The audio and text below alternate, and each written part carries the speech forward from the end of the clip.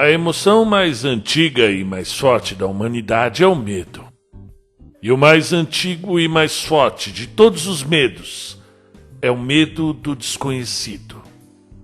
Essa frase, assim como outra, até a morte pode morrer, é de um escritor que cresceu e viveu em Providence, nos Estados Unidos. Nunca saiu de sua terra, mas a sua escrita extrapolou todos os limites do universo cósmico. Conhecida pela que seria chamado horror cósmico, a obra desse autor é muito interessante, instigante e até revoltante quando ele trata, muitas vezes, de maneira preconceituosa, elementos de culturas que ele não conhecia.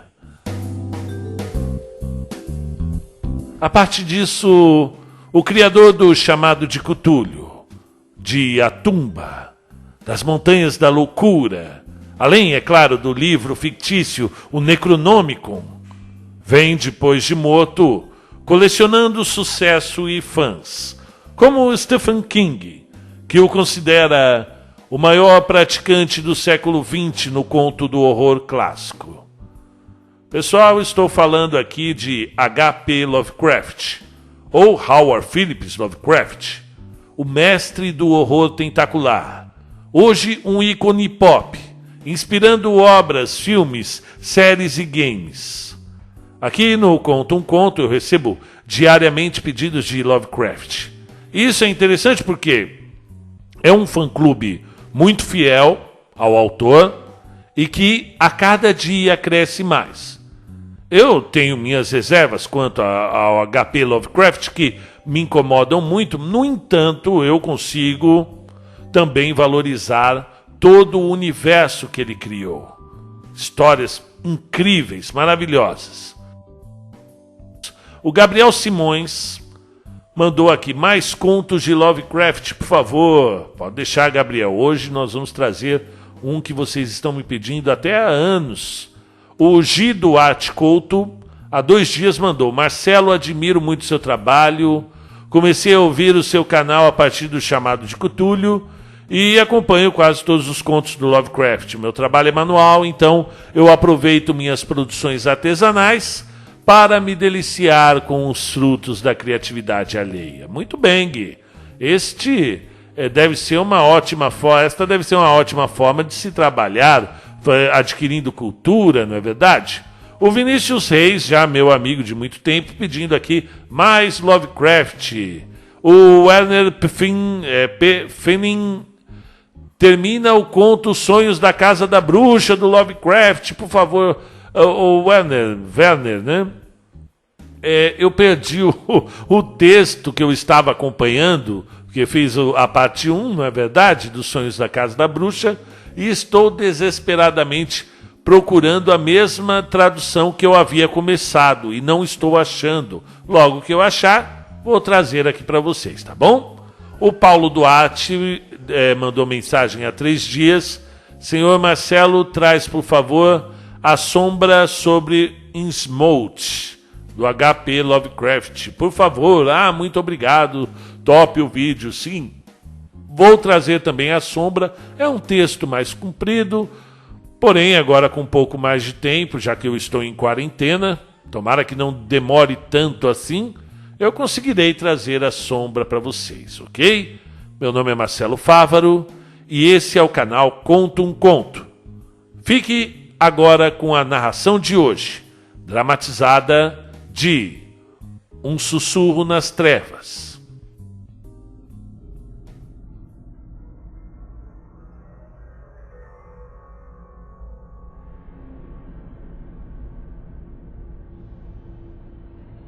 Eu faço questão de frisar que não me vi diante de qualquer horror concreto no final das contas. Dizer que um choque mental foi a causa do que inferi, a gota d'água que me fez fugir em disparada da solitária fazenda de Eckley, pelos morros em meia-lua de Vermont, num veículo de que lancei mão sem cerimônia, equivale a ignorar os fatos mais simples de minha experiência final. Não obstante a enormidade das coisas que vi e escutei, E apesar da confessada nitidez da impressão que tais coisas produziram em mim, mesmo agora não posso provar se eu estava certo ou errado em minha terrível inferência. Afinal de contas, o desaparecimento de Eckley nada prova. Não se encontrou nada de estranho em sua casa, apesar das marcas de bala por dentro e por fora. E era como se ele houvesse saído casualmente para um passeio pelas colinas e não voltasse.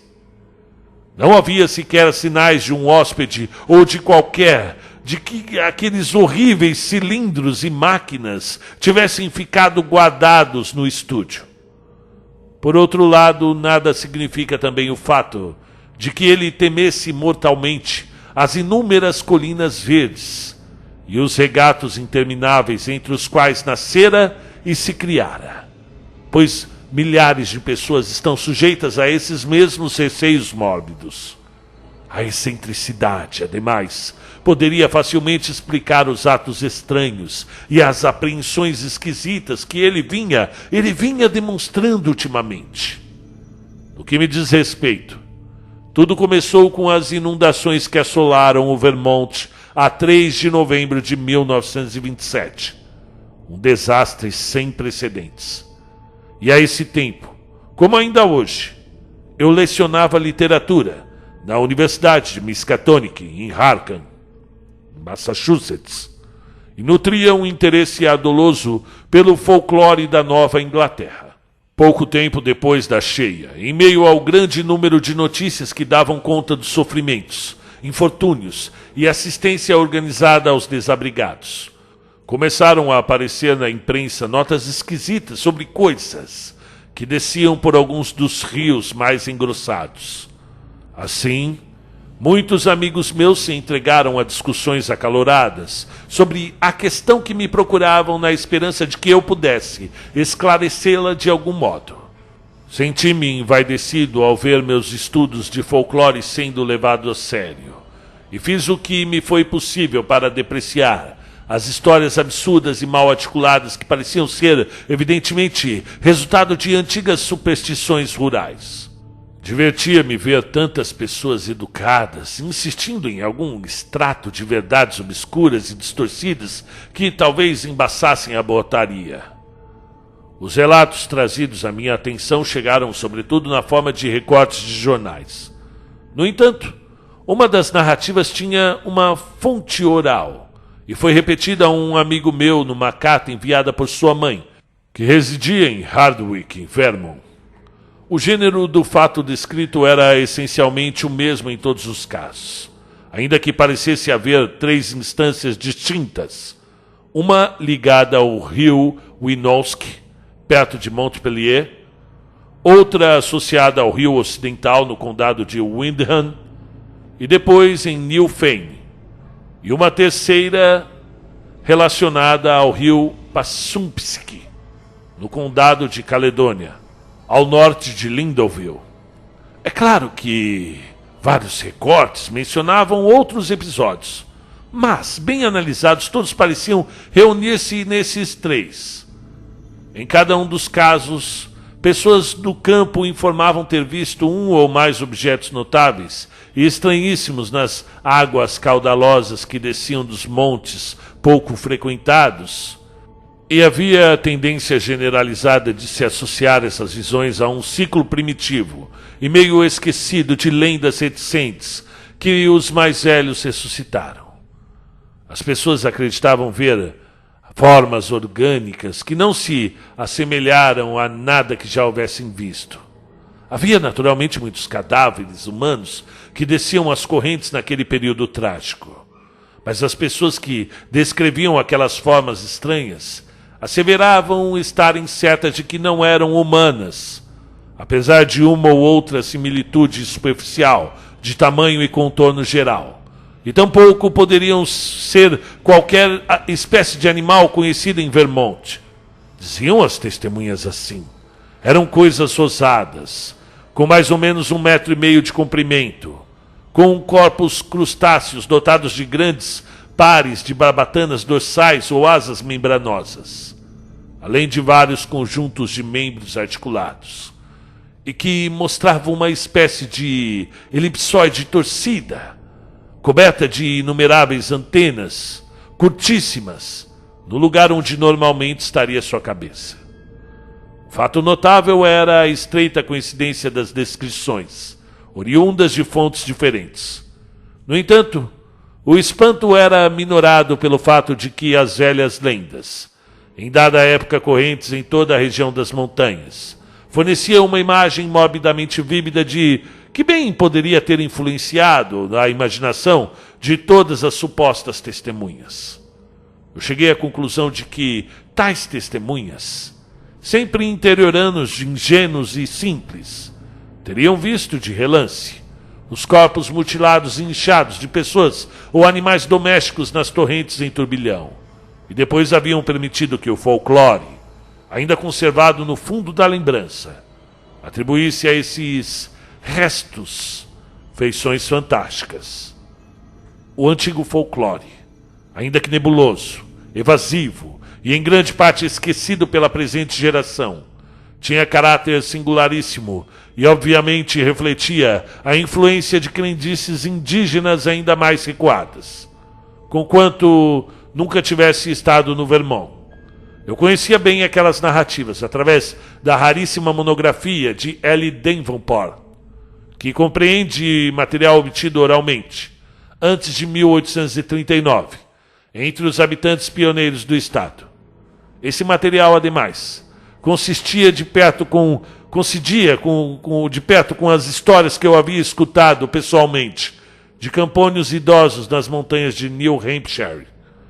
Em síntese, aludia a uma raça oculta, de seres monstruosos, que habitariam algum ponto das montanhas mais remotas, nas densas florestas dos picos mais altos e nos vales sombrios por onde correm riachos provenientes de nascentes ignotas.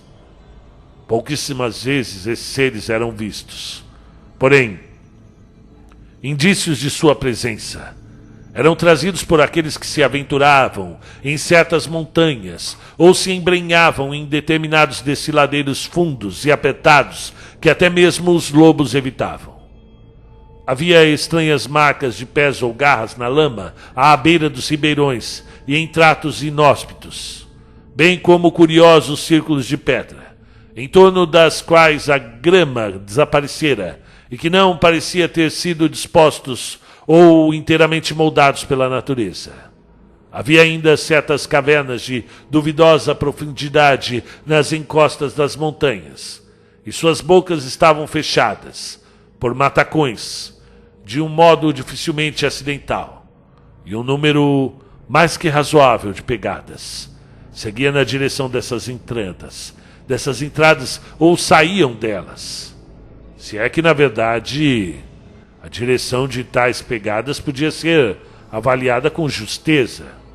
E acima de tudo, havia as coisas que pessoas aventurosas tinham contemplado, ainda que muito raramente, no crepúsculo dos vales mais remotos e nas impenetráveis matas perpendiculares, para além dos limites normais, até onde os montes eram escalados. Seria menos inquietante se os relatos esparsos sobre tais criaturas não se coadunassem tão bem. Na verdade, quase todos os boatos tinham vários pontos em comum. Levavam a crer que as criaturas eram uma espécie de enorme caranguejo, vermelho claro, com diversos pares de pernas e duas grandes asas, como de um morcego, no meio do dorso. Às vezes caminhavam com todas as pernas. Em outras ocasiões usavam somente o par mais anterior, utilizando os demais membros para carregar grandes objetos de natureza indeterminada. De certa feita, tinham sido vistos em grande número, e em um grupo menor estava a vadear um raso curso d'água num bosque. Eram 3 daquelas criaturas, caminhando de formação disciplinada. E de outra vez um deles tinha sido visto voando. Lançara-se do alto de uma colina desnuda e solitária, e à noite e desaparecera no céu. Mas antes disso, suas grandes asas haviam sido silhuetadas contra a lua cheia. Imagine. E de maneira geral, tais criaturas pareciam não se interessar pelos seres humanos. Muito embora, de vez em quando, fossem responsabilizados pelo sumiço de pessoas, de um caráter mais aventureiro, principalmente daquelas que construíam casas perto demais de determinados vales ou nas proximidades do topo de certas montanhas. Muitas localidades passaram a ser consideradas como inadequadas para se viver nelas. E a ideia persistia muito tempo depois de se haver esquecido a causa de tal opinião. As pessoas levantavam os olhos para alguns dos precipícios no alto das montanhas vizinhas com um sobressalto. Mesmo quando não pensavam no número de colonos que ali havia desaparecido, ou em quantas casas haviam sido reduzidas a cinzas nas encostas mais baixas dessas graves e verdes sentinelas. No entanto, muito embora as lendas rezassem que as criaturas só pareciam fazer mal àqueles que lhe invadiam a privacidade, mais tarde surgiram relatos a respeito de uma curiosidade em relação aos homens e sobre suas tentativas de implantar postos avançados no mundo humano. Falavam-se das insólitas marcas de garras que haviam sido percebidas ao redor de janelas de fazendas, de manhã, e de desaparecimento de pessoas em regiões além das áreas obviamente assombradas por tais seres.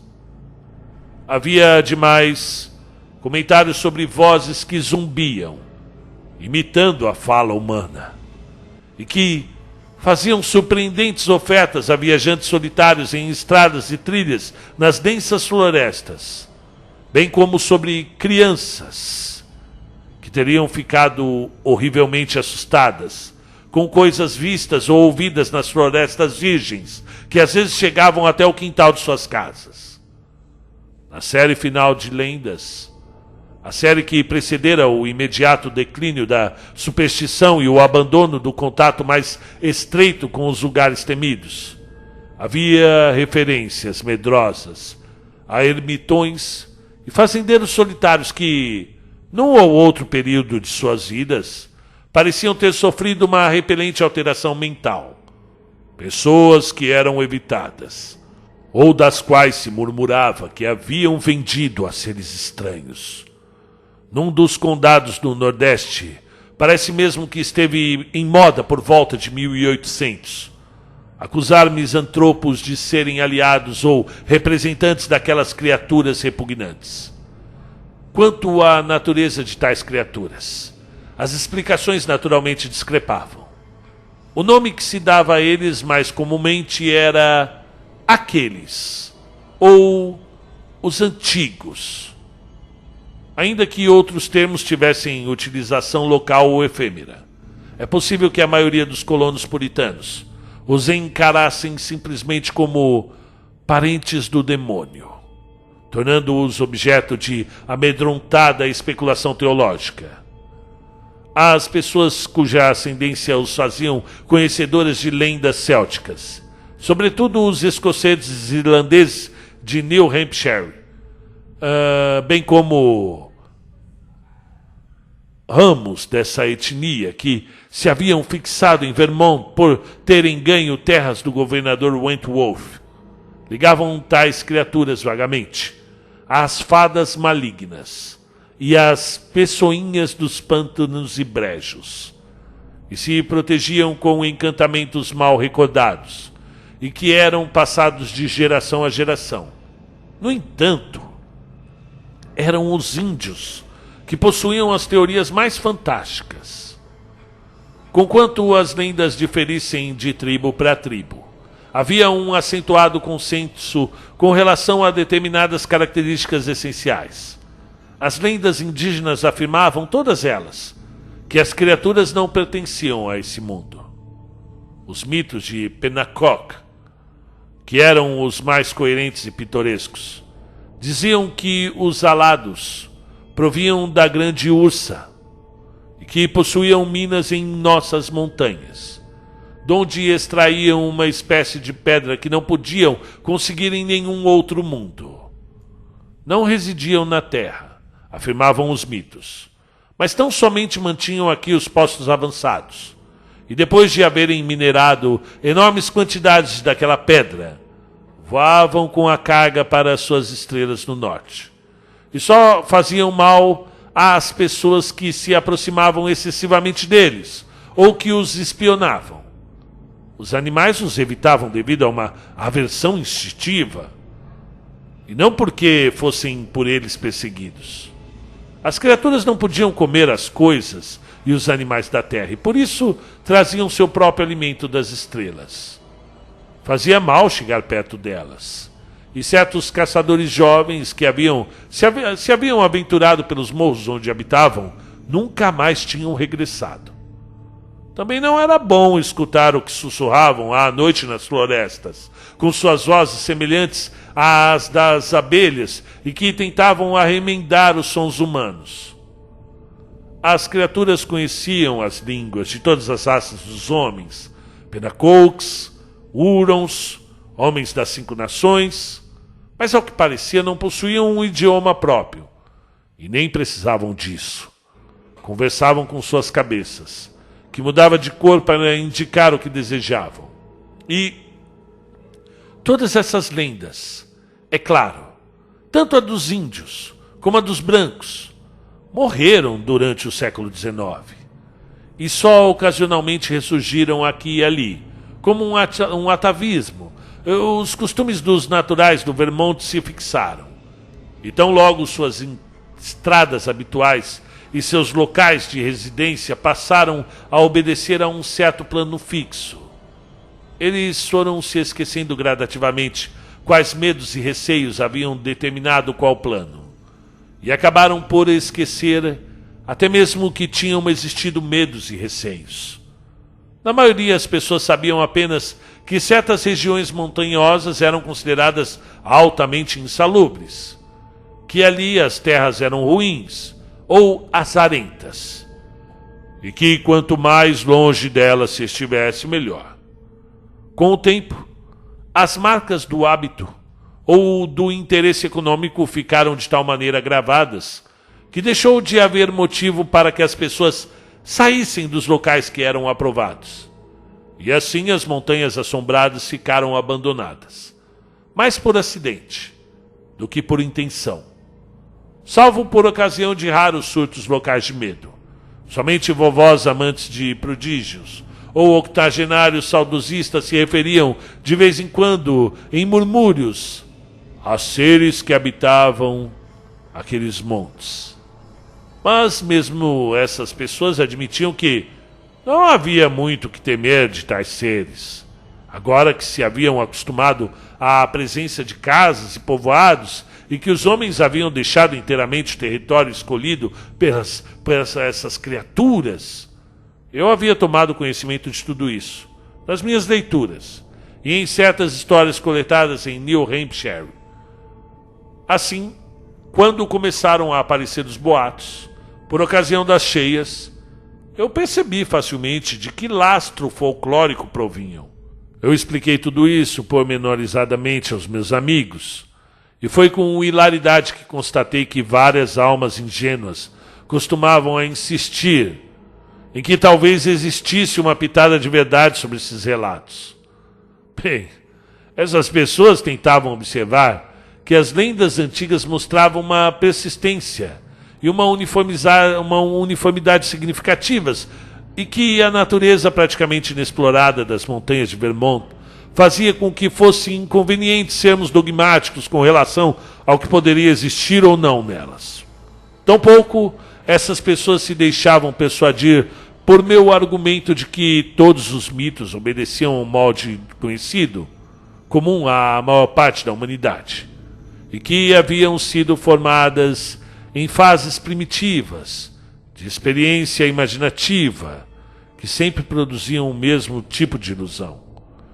De nada valeu demonstrar a esses obstinados que os mitos do Vermont diferiam pouquíssimo em essência daquelas lendas universais de personificação natural que haviam enchido o mundo antigo com faunos, dríades, sátiros, que haviam sugerido os Kalikanzarai na Grécia moderna, ou dado ao país de Gales e à Irlanda suas crenças em raças estranhas, pequenas e ocultas de trogloditas e seres subterrâneos.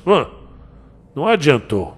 Da mesma forma, apontar a crença, de semelhança ainda mais notável, dos nepaleses das montanhas, nos temidos Migo, ou abomináveis homens das neves, que segundo eles se escondem entre o gelo e os pináculos rochosos dos cumes do Himalaia. Quando terminei de expor tudo isso, os meus oponentes usaram contra mim a minha própria argumentação, alegando que tais lendas só podiam indicar alguma realidade histórica original, que justamente a universalidade desses mitos indicava a existência real de alguma estranha raça terrestre, mais antiga que os homens, que havia sido levada a se ocultar nos ermos depois do advento e a dominação da humanidade, e que possivelmente teria sobrevivido em número cada vez menor, até épocas relativamente recentes, ou até mesmo no presente. Quanto mais eu zombava dessas teorias, mais esses amigos cabeçudos se sustentavam. Acrescentavam que mesmo sem a herança de tais lendas, os relatos recentes eram por demais claros, coerentes, detalhados e sadiamente prosaicos para serem de todo ignorados. 2 ou 3 extremistas fanáticos chegaram ao ponto de insinuar possíveis significados dos antigos mitos indígenas, que davam aos seres ocultos uma origem extraterrestre. Para corroborar o que diziam, citavam os livros bizarros de Charles Ford, autor que afirma que viajantes de outros mundos e do espaço remoto têm visitado a Terra com frequência. A maior parte dos meus adversários, entretanto, era formada por românticos, que insistiam em transferir para a vida real os mitos fantásticos de pessoinhas, popularizados pela esplêndida literatura de horror de Arthur Machen.